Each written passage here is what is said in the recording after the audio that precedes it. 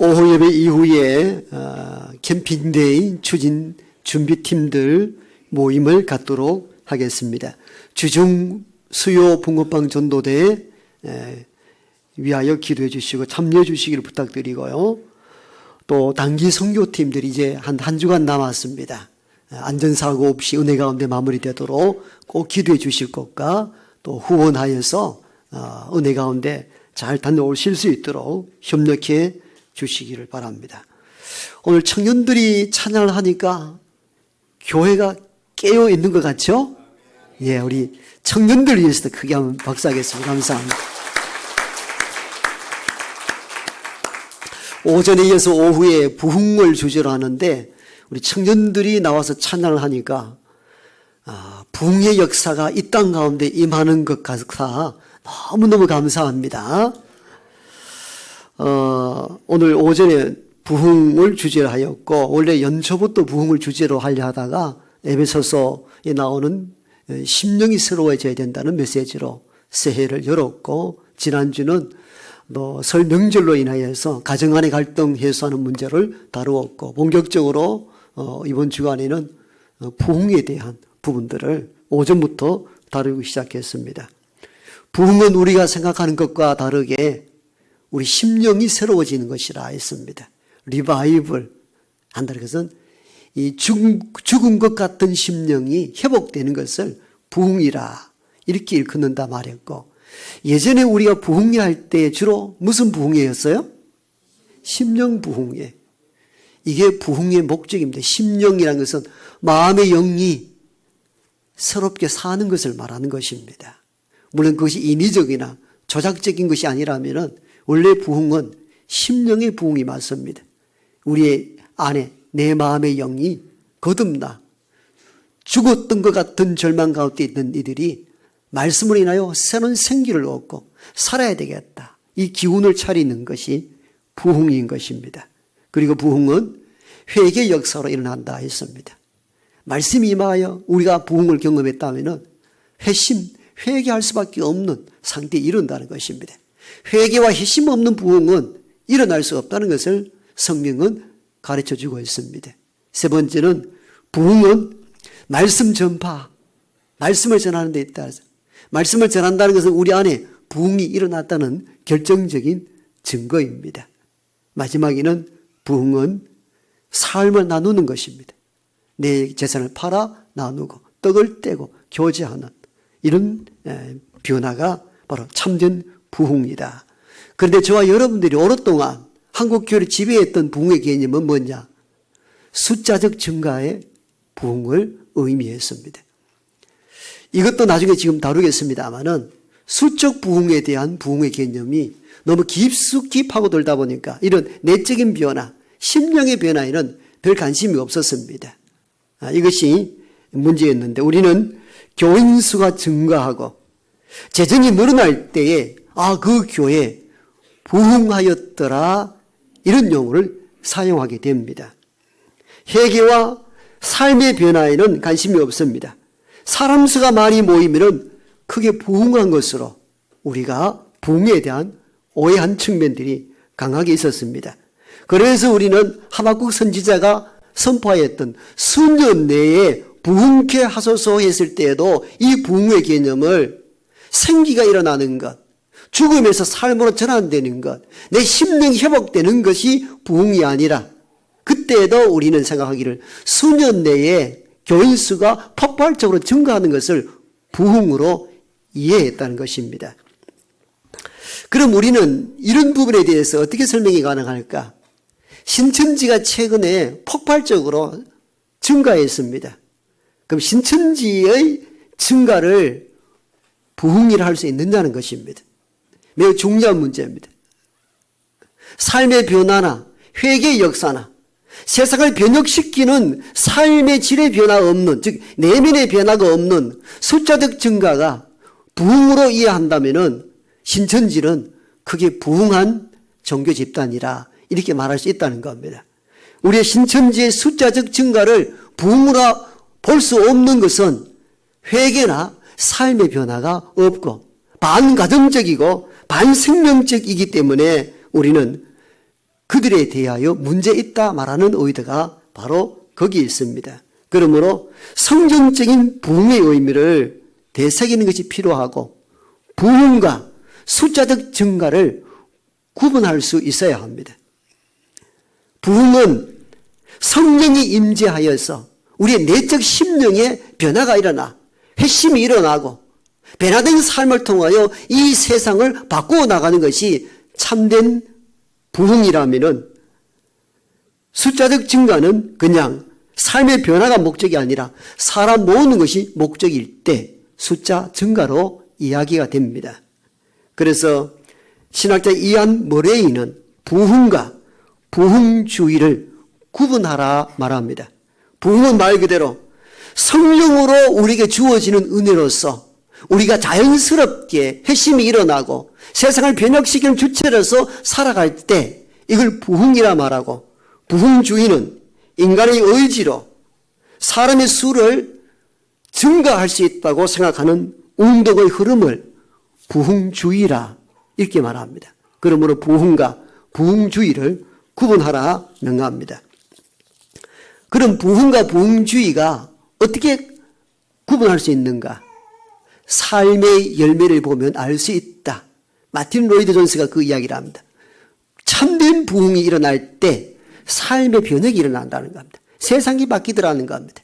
내면에 살아나고 회심의 역사가 일어나니까 술집이 다 문을 닫았다는 것은 세상의 변혁이 왔다는 겁니다. 이게 참된 부흥이라 이렇게 봅니다. 부흥주의는 회개와 삶의 변화보다는 신천지처럼 사람 수의 목적을 두는 것을 부흥주의다.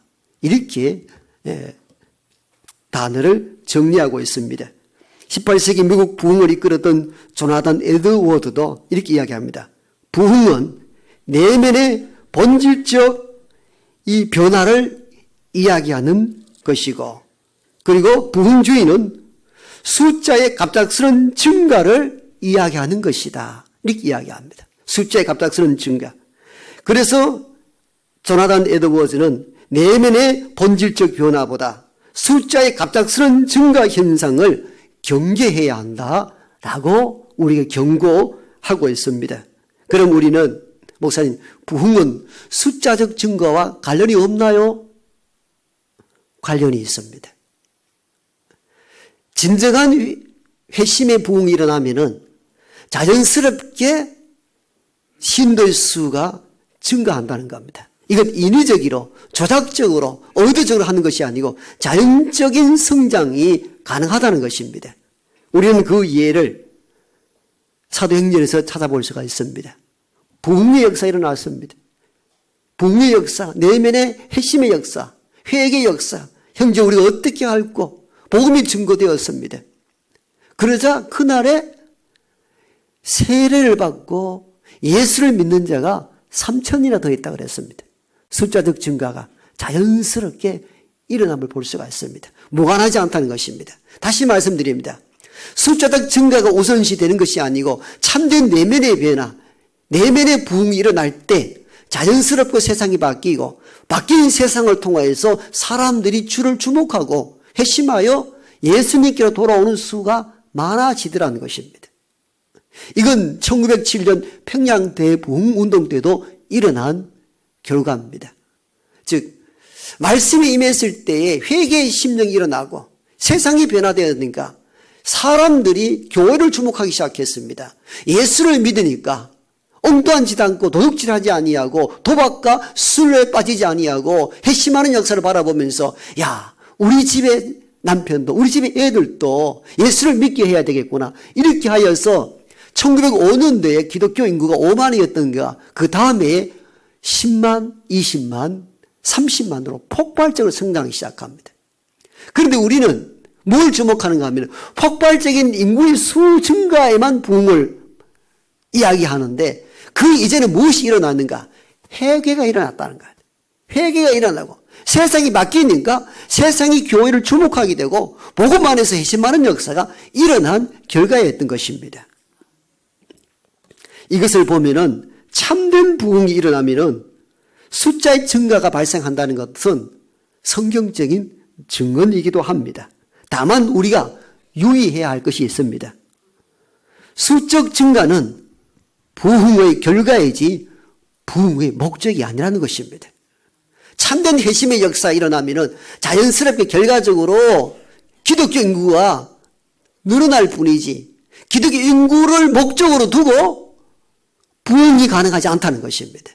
먼저는 말씀으로 인하여 우리 심령이 회복되고 회개가 일어나게 되고 삶의 변화가 일어나면은 세상이 우리를 주목하게 될 것이며 그리스도 복음 안에서 회심하는 많은 일들이 생긴다는 것을 의미합니다.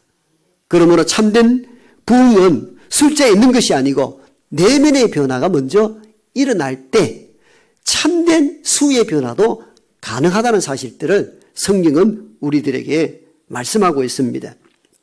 초대교회는 숫자 증가를 목적으로 부흥을 꿈꾸지 않았습니다. 잘 읽어보십시오.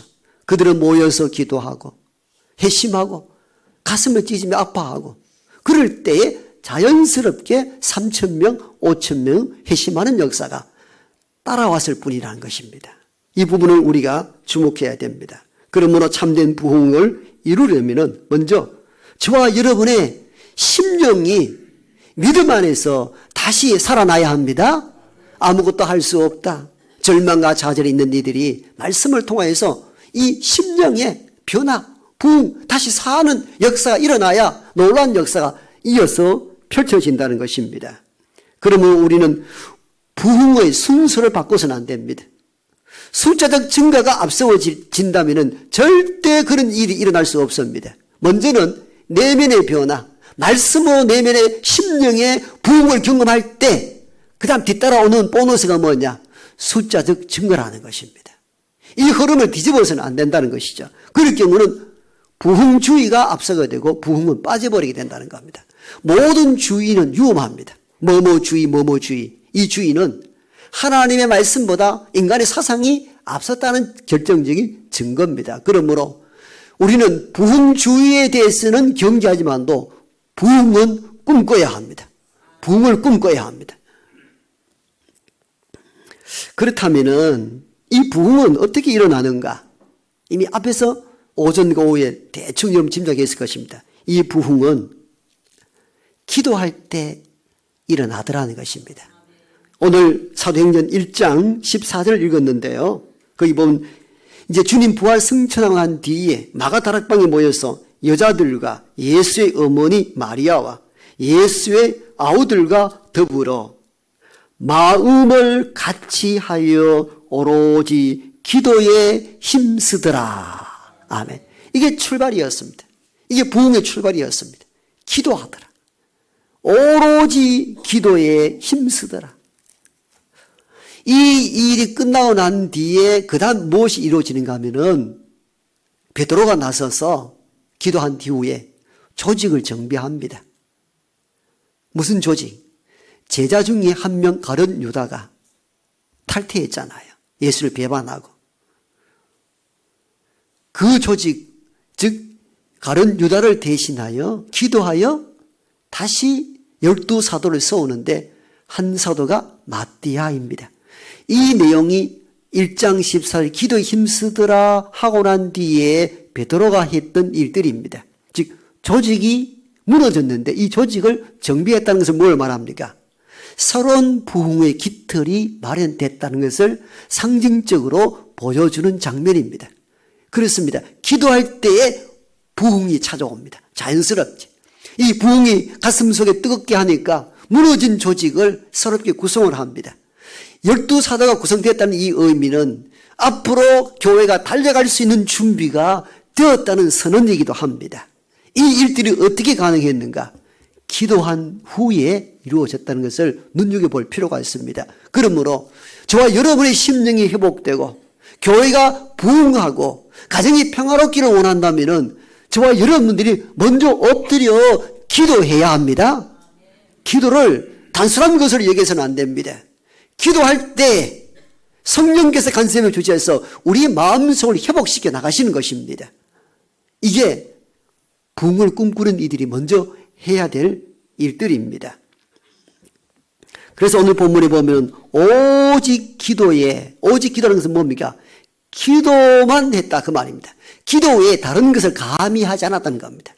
인간적인 방식이나 어떤 의도성, 어떤 운동을 배격하고 오직 기도에만 올인했다는 것을 의미합니다. 그럴 때에 부흥의 역사가 우리 가운데 일어난다는 것을 성경은 증언합니다.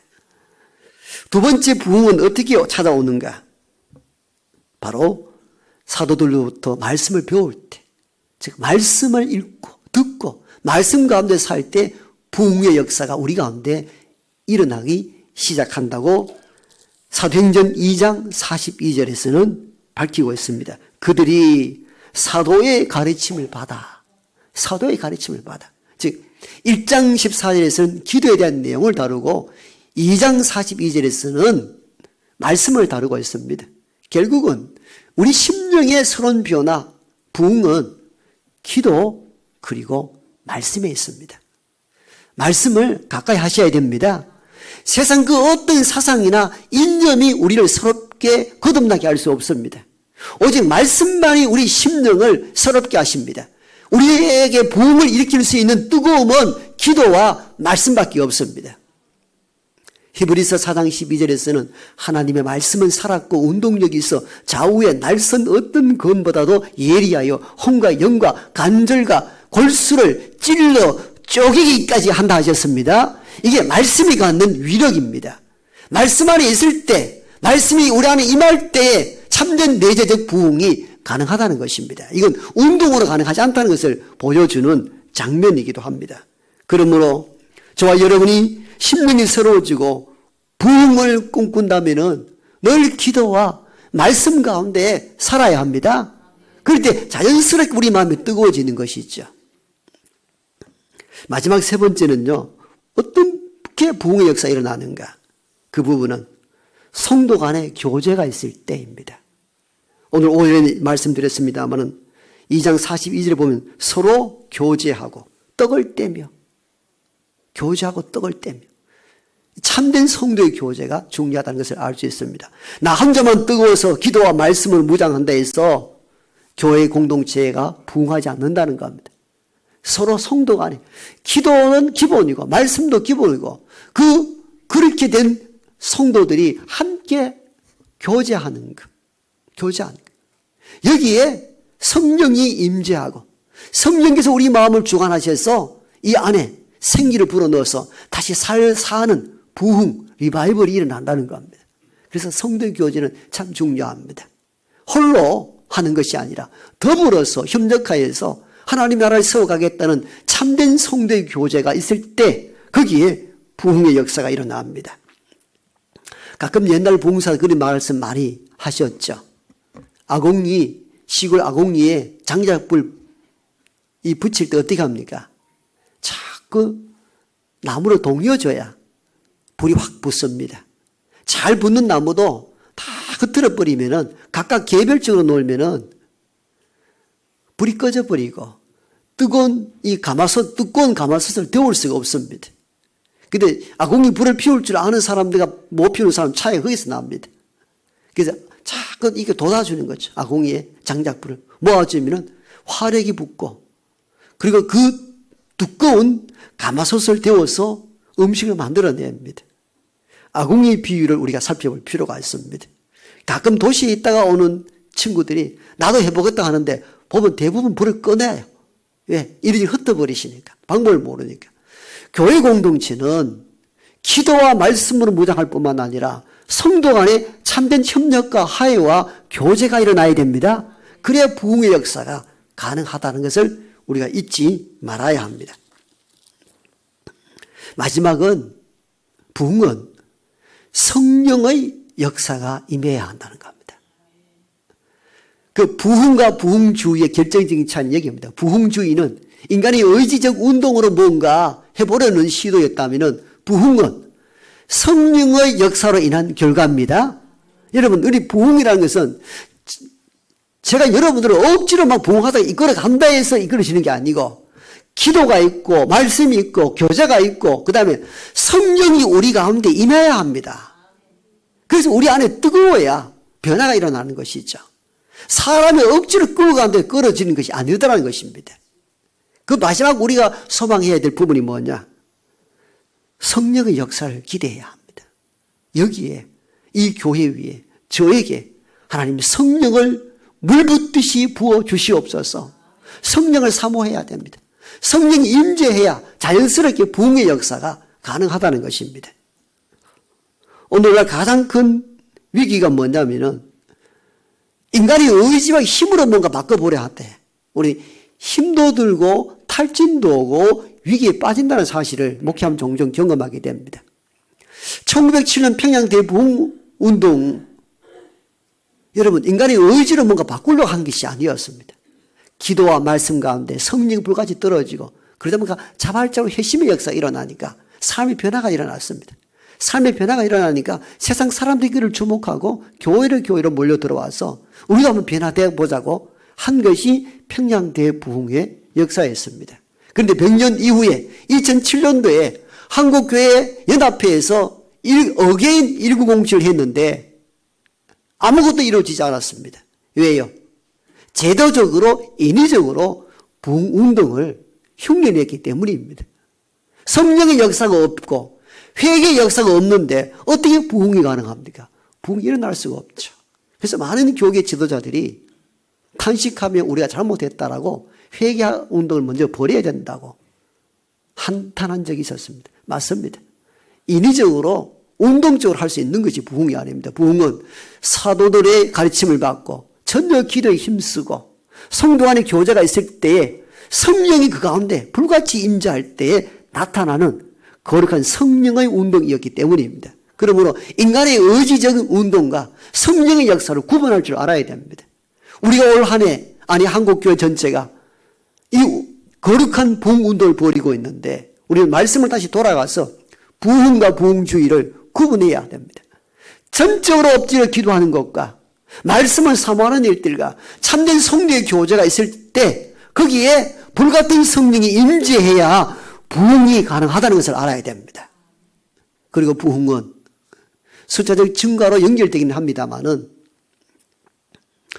저와 여러분들은 대부분 한국의 민족성처럼 갑작스러운 폭발적인 것을 바랍니다. 그런데 폭발적으로 숫자 증가가 일어나기도 하지만 어떤 경우는 아주 더디게 숫자 증가로 일어나기도 합니다. 이것조차도 우리는 성령을 의존해야 합니다. 이것조차도 성령에 의존해야 합니다. 우리는 이렇게 판단합니다. 이렇게 애를 썼는데 숫자적 폭발적 증거가 왜 일어나지 않는가라고 한탄하고 탈진할 때가 있습니다. 그것은 인간의 의지와 노력으로 할 수 있다는 인본주의 사상입니다. 하나님의 성령의 역사는 어떻게 작용하는지 사실 우리는 알지 못합니다. 이게 10년 내에 20내에 점진적으로 부흥의 역사를 일으키실런지 아니면은 폭발적으로 증가하게 하실런지는 사실 우리는 아무도 장담할 수 없습니다. 그걸 장담하는 것 자체가 인위적이고 제도적입니다. 성령의 간섭은 어떻게 우리에게 임재할지 모릅니다. 다만 우리는 죽었던 우리의 심령이 기도와 말씀으로 새롭게 살아나야 합니다. 올 한 해 저와 여러분들의 심령이 다시 부흥하기 원합니다. 부흥해야 됩니다. 우리가 얼마나 많이 침체되었습니까? 얼마나 많이 좌절하고 절망합니까? 가정을 보아도 그렇고 우리 자신을 보아도 희망이 없어 보일 때가 많잖아요. 그래서 우리는 다시 부흥을 꿈꿔야 합니다. 부흥을 꿈꿔야 합니다. 성령의 능력으로 부흥하는 이 뭘 말합니까? 부흥의 주체는 내가 아니고 성령 하나님이란 뜻입니다. 성령이 주도적으로 이끌도록 자신을 맡길 때에 성령이 주도적으로 간섭하시고 부흥을 일으키신다는 의미입니다. 그래서 모든 인위적인 것을 내려놓고 성령님이여 여기 우리와 함께 하시고 내 마음이 뜨거워져서 회개 회심의 역사가 일어나고 내 삶이 변화해서 세상을 바꾸는 역사가 일어나는 부흥을 꿈꾸는 저와 여러분 되기를 소망합니다. 아버지